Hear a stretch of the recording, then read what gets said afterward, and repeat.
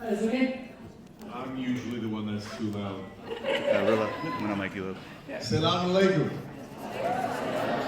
It's great to be here with all of you beautiful people, and I want to thank the Arab American Civic Council for inviting us. And can't wait for this. Thank you, guys. Before I begin, I wanted to apologize for something. I was really planning on having the Erica Kirk sparklers, but they didn't come in time. So I'm sorry, but next time. Next time. Next time, inshallah. There's going to be a discussion with the great Cenk. I think first question before we begin is, how are you feeling in this moment? Before we get into anything, how are you feeling in this moment right now? Well, I think there's a lot of good news and bad news out there, and so we'll get into all of that. But right now, I feel two things at the same time. One is, dread about the current situation and how dark it is right now, and how our government and our media doesn't serve us at all. And so I'm perfectly aware, painfully aware, of how bad it is today. At the same time, I want to talk to you guys tonight about hope, because I really think that there is real hope out there. It's not just that we're wishing it. I have seen a ton of examples of that hope, and I want to share that with you tonight. That's beautiful. Thank you. All right, so I have a few questions for you. The first one is about the two-team paradigm. You talk about this a lot, right? Red team, blue team, right team, left team, one fish, two fish, whatever, right? And so you often say that in this case, with the two-team paradigm, we're often then pushed to fight with each other versus fight up, right? So why do you think it's important for the two sides to unite, and why do you think the time is now for that? Yeah. So I've been covering politics for about 25, 30 years right now. And unfortunately, let's start with the bad news before we get to the good news. Almost all of our politicians are corrupt at the national level. So they all take, and it's not at all complicated. They all take tons of donor money and they serve the donors. And people often tell me and debate with me, oh, well, they have some influence. No, they don't have some influence. They have 100% influence. Now, it's not influence, it's control. So it's true of every lobby. It's true of big pharma, big oil, defense contractors, bankers, etc. But it is also true of AIPAC and the Israeli lobby. Yes, well earned. And so our government and our politicians work like dogs for them and not for us. So our politicians at the national level are deeply corrupt, almost irredeemably corrupt.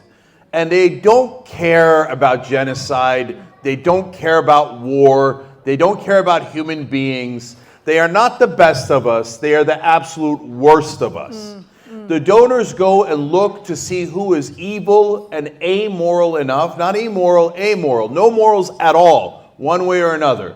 They look for empty vessels. That is why so many of our politicians are so not bright, let's put it that way. That's why you get photocopy after photocopy, and each copy gets worse and worse. Just when you thought Reagan couldn't get any dumber, then came George W. Bush, and you thought, no, come on, it can't get any dumber than that. And then we got to Donald J. Trump, right? And so the reason the donors don't want anyone who's bright is because they don't want independent thinking. What they want is, here, dog, come fetch the money, okay? And so they have trained 535. To be fair, there's a couple, Bernie Sanders, Ro Khanna, now Tom Massey. So let's say 530 dogs to go fetch for money. And that's what they do. So the state of politics in America is disastrous, okay? So if you're, now one more piece of bad news.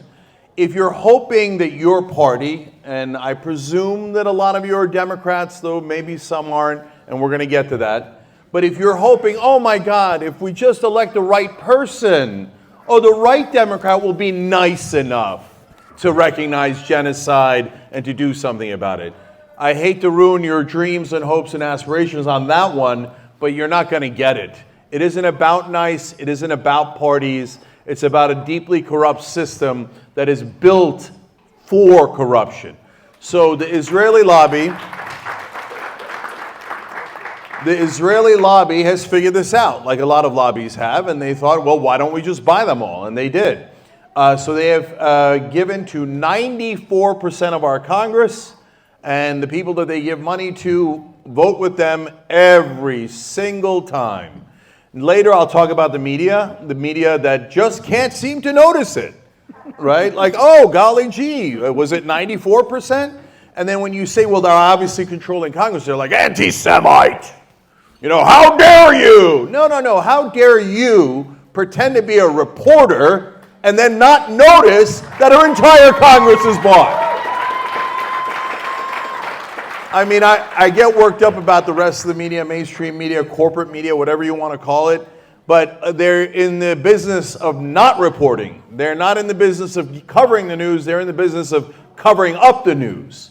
These are the same people who can't see a map. They're like, I can't tell who's the aggressor. I think Israel's the victim. Really? Then why is their territory constantly growing? Do you have eyes? Can you see? You see how they took 53% of Gaza? Can you not see that they just invaded southern Lebanon?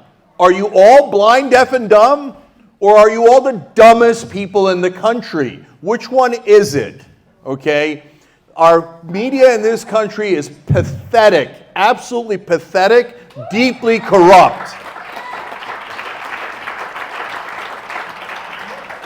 Sorry, that was a long wind-up too, but there is hope. Okay, so what's the hope?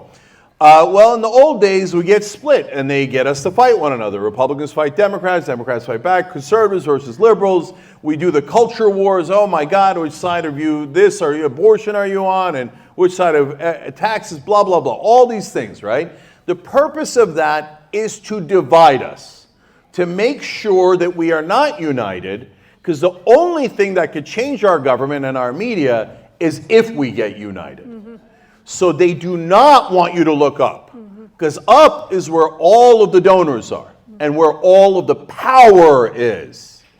So they want you to say, no, it's my brother on the left that's causing the problem, or my sister on the right that's causing the problem, or the guy who just crossed the border with $1 in his pocket. Somehow he rigged the rules, right? No, nonsense. So now I've gone on a lot of right-wing shows. I've gone on a lot of independent shows, even though I'm on the left. And I took a lot of heat for it, and a lot of people disagreed and said, oh, no, they're evil, don't go on there. And I said, look, guys, I disagree with them on so many things, okay? And there is a time to fight on those. But I was just on Sean Ryan's podcast 2 days ago. Sean Ryan's top 5 podcaster in the country. He's on the right. He endorsed Trump. When I went on, earmuffed the kids, he said, fuck Trump, okay? Now, the reason why he said that is because it's the same reason that I went on those shows in the first place. Because I sensed from them that they were not playing the same right-left games, that they were not playing Democratic-Republican games, that a lot of the top podcasters in new media in this country are actually independents. And unfortunately, the Democrats put up a lot of corporate robots, right? Oh, Joe Biden cares so much about you. That's why he gave Israel $21 billion to slaughter Palestinian children. Yeah, no, he doesn't care. He's an actor. And all of you media people telling us that he's such a sweet grandpa from Scranton, Pennsylvania. You're a bunch of actors too. He's not at all sweet. And they're like, oh, he's so empathetic. Really? 23,000 dead kids in Gaza? And what did he do? Thank you very much, Israel. Here's a check. And Kamala Harris said, I wouldn't do anything different. I'll make sure that I serve the donors. Why? That's what she lost. People don't want that, okay? So now I know the right was wrong to believe in Trump. I've said for over a decade now, legendary con man 101, right? And I'm screaming, hey, look, if I told you to look at Joe Biden's donors, by the way, if you don't know this, number one donor to Joe Biden throughout his career, AIPAC. Number one donor to Mike Johnson, Speaker of the House, who's a Republican, AIPAC. Number one donor to Hakeem Jeffries, the leader of the Democrats in the House, AIPAC. Number one donor to Chuck Schumer, leader of the Democrats in the Senate, AIPAC. Wow. Number one donor to Donald Trump, AIPAC and the Israeli lobby. One family, the Adelsons, have given him over $317 million alone. And our idiots in media say, I don't see the bribe. Donald Trump is so pure, he wouldn't be swayed by $317 million.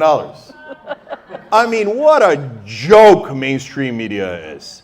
So I said, you know what? Maybe I'll talk to Tucker Carlson. Maybe I'll talk to Patrick Bet-David and Tim Pool and Sean Ryan. And maybe we can convince them to be on our side. And when I said that, it was, oh, you're crazy. They're never going to be on our side, right? And before Trump took office, after he won, I made a prediction. I said, I think the right wing will turn on Israel. And at the time, people said, that's the craziest thing I've ever heard, right? And I went on all those shows and I kept asking him about many things, but most importantly, one question. Do you believe in American sovereignty? And by the way, there's no room in the country that loves and believes in American sovereignty more than this room. Because we are the recipients of the terrorism and the occupation of a foreign government. And a lot of us here are immigrants, including me. I came here when I was 8 years old. We didn't come to serve Israel. We didn't immigrate to Israel. We didn't go to get occupied or oppressed. We came for America because we love America and we believe in America. And so that's what we want, America and American sovereignty. And when I tell that to the right-wingers, they go, hell yeah, brother, preach it, preach it. And what we did was we woke them up. We woke up the right wing, and now the cavalry is on its way. Yes. Yes, I mean. Let me say one last thing. Sorry I take too long. So when I was at Sean's place there in Nashville, Tennessee, and Sean's a former Navy SEAL. His guys are Marines, Army, guys who've done a lot of missions. There's AK-47s all over the walls. There's weapons everywhere. And I asked him about Israel, and they asked me. They said, "Are you worried?" I said, "Yeah, I get it. It's a risk, right?" I said, "How about you guys?" And they said, "If they come here, we'll make them work for it." Okay, so they almost like the Iranians said to the Israelis, "We are waiting for you." So they're going to make Israel work for it. We're going to make Israel work for it. If they're going to come and take our freedom from us, we're going to make them work for it. I mean,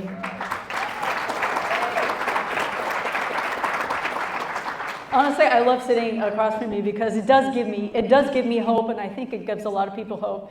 I do want to commend you because you did get a lot of crap, let's say, for going on those shows. But it goes to show that you went on Tucker Carlson in January, I think, right? And now look, everyone is doing it. Even Norm Finkelstein went on like Candace Owens' show. However you think about the situation, but I'm saying it's obvious something's working there as far as uniting on this issue. So speaking of Tucker Carlson, you were on there and you mentioned what you said today as well, which is talking about the legacy and establishment media, right? And you saying that, you just said, right, their job is not to cover the news, but to cover up the news. And you also said that everything on television is a lie. It's an illusion. So my question to you is, can you talk a bit about media and its complicity? We talked about the donor class and politicians, but can you talk a bit about your thoughts on legacy media and its complicity in what's happening to and by this country? Yeah, so this one took me a little longer to figure out because the politics is super simple, right? Basically, Supreme Court legalized bribery in America, and it breaks my heart, but it turned America into the most corrupt nation on earth. Because even in places that are beset by corruption, you still have to bring the money in a suitcase, right? Here in America, no. You could give, as the Adelsons did, over $300 million to a politician, and they say, yeah, that's legal. Well, I mean, you can call it legal, but it's a bribe, and everybody knows it's a bribe. So that one's easy. The media, I couldn't quite figure out, why are they all completely serving Israel? Because it's not close, it's obvious, right? So, you know, here, let's do one stat here, and it's a horrible one, but so 36 kids were killed on October 7th, Israeli kids, right? So I'm against all violence, I'm against any war, I'm for peace, I'm for protecting innocent civilian lives. So that's heartbreaking, 36 kids, right? So we all condemn it, the media condemns it, and they are outraged, absolutely outraged, and they should be, 36. Then 22,800 kids die in Gaza, slaughtered. American doctors come home and say a shocking percentage of the kids had chest wounds and head wounds, sniper shots. They're kids under the age of 5. They're assassinating 5-year-olds. You know what they are? They're terrorists, and it is super obvious.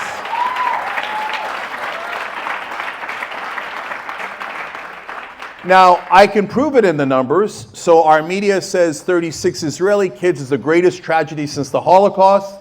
22,800 Palestinian kids. Who cares? They were hiding behind human shields. They had to do it, right? They all seem like they're repeating Golda Meir's line. So there's former Israeli prime minister who said, "We'll never forgive the Palestinians for making us kill their kids." Can you imagine a more monstrous quote than that?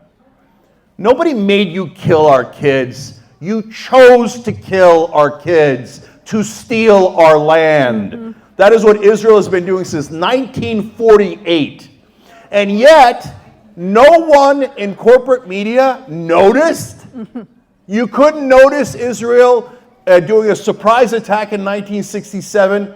They called it a preemptive attack. That's just an offensive war. And why did they do it? After they destroyed the entire air force of all of their neighbors in that devious, vicious surprise attack, they stole the West Bank, Gaza Strip, Golan Heights, Sinai Peninsula. They're stealing southern Lebanon right now. They expand and expand and expand. Yet everyone in media says, "I can't see it. I don't see it. No, I don't know how to read a map." Oh, the Palestinians are the terrorists. They're the bad guys. The Israelis are the victims. They had to slaughter your kids because they're doing self-defense. My ass they are. They're all lying. Every one of them in the media is lying. They're lying to keep Israel, their beloved Israel, as the victims. They're not anywhere near the victims, okay? The Palestinians are the victims. The Lebanese are the victims. The Arabs and the Muslims are the victims. And our Christian brothers and sisters. Right now, the Armenian militia has joined the fight in southern Lebanon. God bless them. Okay? They've eliminated 70 villages, totally destroyed them in southern Lebanon, Israel has. 3 of them are Christian villages. They hit a Christian home, and then they waited. The Red Cross showed up, of course, and a local priest showed up, the priest of the town, Reverend Rai. And Israel double tapped, killed everyone, killed the priest, killed the Red Cross. They did it again in Gaza. They did it earlier with Hind Rajab. You guys might remember, a 6-year-old. They kill everyone in her car. She's waiting there all day. Her voice is on tape. Please, why won't someone help me? Why won't someone help me? And the same media who said, "Oh my God, the 36 kids, it's so heartbreaking, Holocaust, right?" And I said, "Yes, brother, I'm with you, right?" Then they go, "Who cares about that 6-year-old? Who cares? She doesn't count," right? And so what did the Israelis do? They made them wait the whole day. They finally gave permission, triple checked, send an ambulance. Palestinians send an ambulance. They bomb the ambulance. They bomb Hind. They murder them all. They're terrorists. And so now here's the numbers. The civilian kill ratio of Hamas is 67%. So the experts say, well, if you're targeting 2/3 civilians or you've killed 2/3 civilians, that means you're targeting them and you have that intent, hence you're a terrorist group. The IDF civilian kill ratio is 83%.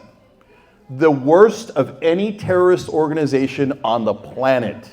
They target civilians at a greater rate than Al-Qaeda or Hamas or any other terrorist group. And they kill civilians at 100 times the rate. 100 times worse than Hamas. But every show I go on, do you condemn Hamas? Okay, great, I condemn Hamas. Do you condemn Israel? How dare you, you anti-Semite? Okay, so, obvious liars. Every single one of them. Everyone can tell. We all have eyes, we all have ears. We all saw the kids getting murdered, you beasts. You animals on cable news, CNN, New York Times, all of them are liars. So why do they lie? So I know it's not, hey, here, Jake Tapper, here's a check. It doesn't work that way. I know that they don't write a memo and saying, you must all bow your heads to Israel, right? They don't write that memo, I know, okay? So what is it? Well, what it is inside this country is an Israeli Gestapo. And I know because I talk to you guys, right? And I go to events like this all across the country, and everyone has the same story. I said something at work, just saying, hey, isn't it heartbreaking for the Palestinian kids? Fired, okay? Well, who fired them? The Israeli Gestapo fired them, okay? There's a doctor in Chicago. He has a beautiful, successful business. He dared to say something on social media. They attack his business and try to destroy his business. That's how brown shirts work. That's how the Gestapo works. So in media, every single person that works in media knows that if you criticize Israel, they will try to fire you and they will very, very, very likely be successful. So everyone knows, don't say anything against Israel. Don't, because you'll lose your career, you'll lose your livelihood, you won't be able to feed your kids. Why are we allowing the Israelis to terrorize us and our media in our own country? This is America. This isn't Israel. So no, we should find who the Israeli Gestapo are, the people who are constantly saying, fire them, how dare they cross Israel? Hey, who the F are you, man? What do you mean, how dare they cross Israel? This isn't Israel. It isn't. It's America. So I know why the media act like dogs who serve Israel as well. Because they're all scared. They're all cowards. You're supposed to challenge the government if you're in media. Do you see them challenging the government? No. They're kissing the ass of the American government and most importantly, the Israeli government. So our media is disastrous. They're purposely lying to all Americans. But again, good news. I go on the right-wing shows. You know what they say now? They say, oh my God, we hated mainstream media, and now we see it. They got us to hate Muslims. Christian right-wingers are saying that. It's amazing. I've never seen it in my life. I've been covering politics for 30 years. Tucker Carlson, Candace Owens, Sean Ryan, all saying, oh, I got it. Democrat and Republican was to divide us. Christian and Muslim was to divide us. So that 2 billion Christians could fight 2 million Muslims. And that way we're all divided and not looking up, okay? So now we caught them. Now mainstream media from here on out will do nothing but crash. Everyone knows they're lying and give you guys more hope. Now, in the old days you get this, but the problem is the monopoly on media, and you can't, every time you try to get a message out, they call you an anti-Semite, and they target you, they try to ruin your life, etc., right? The Gestapo shows up, including Jake Tapper, Dana Bash, but almost everyone that works in mainstream media. Well, they failed. 80% of Democratic voters have a negative view of Israel. So kiss the Democratic Party goodbye, Israel. Na, na, na, na. Bye-bye, okay?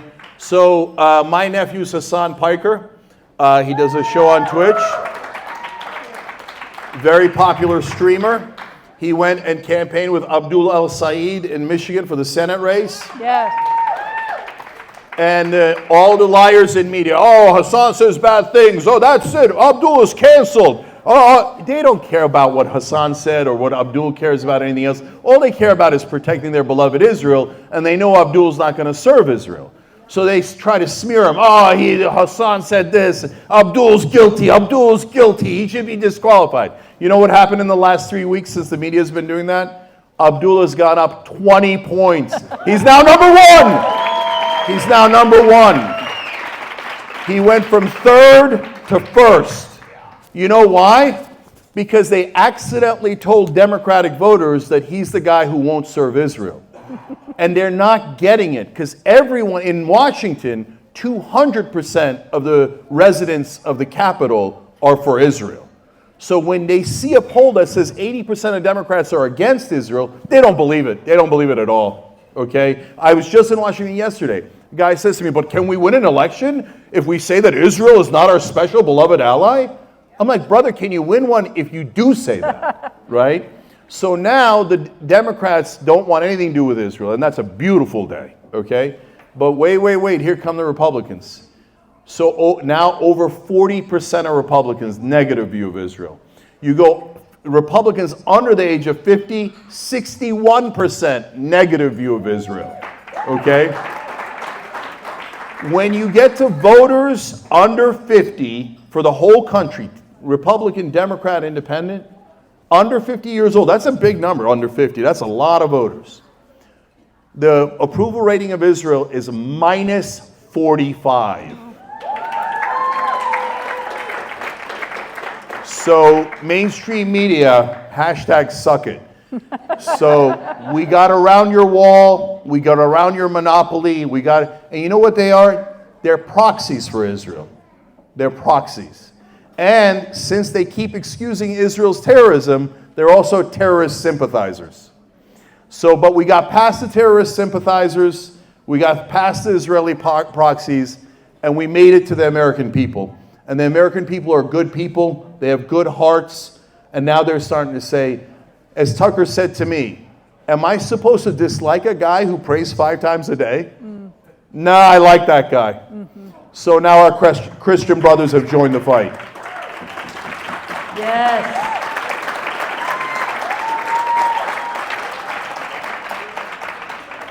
All right. To conclude here, we talked about the donor class. We talked about the corruption in media. We talked about uniting the two sides, and you gave us here a little bit of indication of hope with Hassan and Abdul Sayed. And of course Mamdani, and there is definitely a shift. You just mentioned all the numbers of polling about how unpopular Israel is right now, alhamdulillah. So as someone who's been at this for a while and talking about the shifts that you're seeing that you said you haven't seen in 30 years, can you tell us what's our call to action here? What can we do? What should we be doing? Like everyone here in the room, what do you think? Yeah, so first of all, obviously, find and support candidates that do not take money from the Israeli lobby.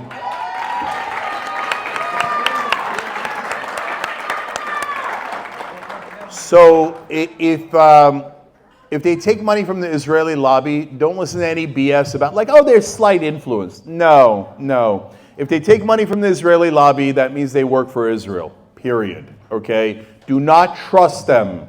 And that is 94% of Congress. So if all you did was show up to the polling area, especially your primaries, so you don't have to cross party lines, Democrats and Democratic primaries, Republicans and Republican primaries, and all you did was vote against the incumbent, we'd be in amazing shape. Like we should get rid of literally the whole Congress, okay? None of them work for us. They're almost all corrupt. So that's the most important thing. So for down here in Southern California, a little further south than this, there's California 48. There's redistricting. But so it was Darrell Issa's seat. Darrell Issa, who used to criticize Israel when he first got into Congress. Then they gave him some sweet cash. And then he turned around and started kissing their ass because he has no morals, no spine. He's a disgusting man. So luckily, because of the redistricting, he retired. So we won't have to deal with him anymore. And Amar Kampa-Najjar is running in that seat, and he's half Palestinian, half Mexican, United States veteran, okay? Laura Loomer smeared him the other day. Oh, his grandfather was this or that. His grandfather dared to fight against Israel when he should have surrendered and et cetera, right? His grandfather's deceased for decades, right? But it doesn't matter. She just wants to smear him because he's a Palestinian. So what I did was I took that post and I reposted it, and I said, well, at least now you know Ammar Campa-Najjar won't represent Israel. And boom, donations go up, support goes up, okay? So now, this is a beautiful thing. I've done this 3 times now. With Muslim candidates, I tweet both to my left-wing and my right-wing friends, and I say, well, they're Muslims, so you know they're not going to work for Israel. And that works like a charm. They're like, yeah, let's vote for the Muslims. Okay, beautiful day in America, beautiful day. So now, you know, of course, unfortunately, when you fight back, there are consequences. So when I did the tweet about Ammar, Laura struck back. If you don't know, Laura Loomer is...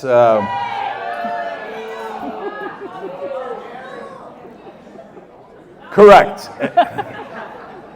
A demon is one way of looking at it. And so she doxed my wife. She put up her picture and her name and her office, and she said, let's ruin her life. Let's ruin her business, because there is an Israeli Gestapo here. And that's what Gestapos do. They try to ruin people's lives and their families. My co-host is Anna Kasparian.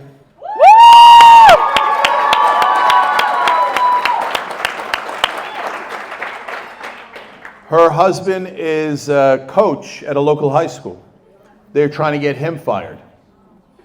And so they called him into the office and they demanded that he denounce his own wife. And Christian said, yeah, you're going to have to fire me. No, I'm not going to denounce my own wife, okay? And so these are the kind of ruthless people.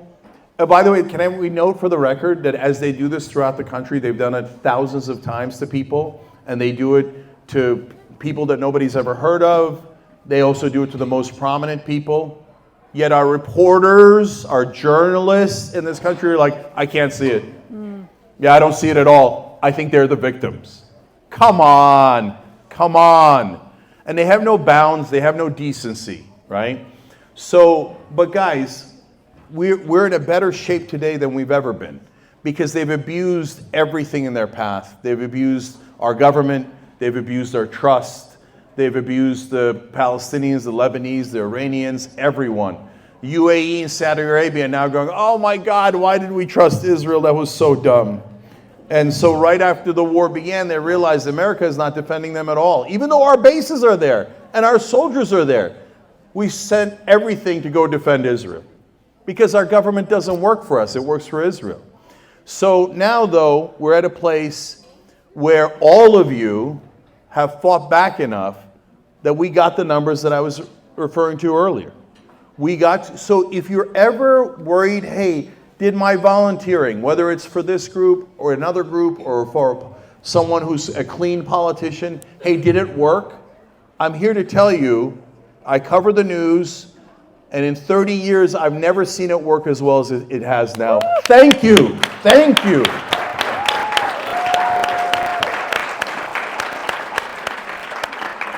So if you see me on air and you see me fighting for you guys, it's because you all gave me the strength to do that. You gave me your stories, the sad ones. A guy I met in Washington lost 300 members of his family in Gaza. 300 members. Then I think, what can I do that is enough to compensate for that, to fight for that guy? I can't do enough.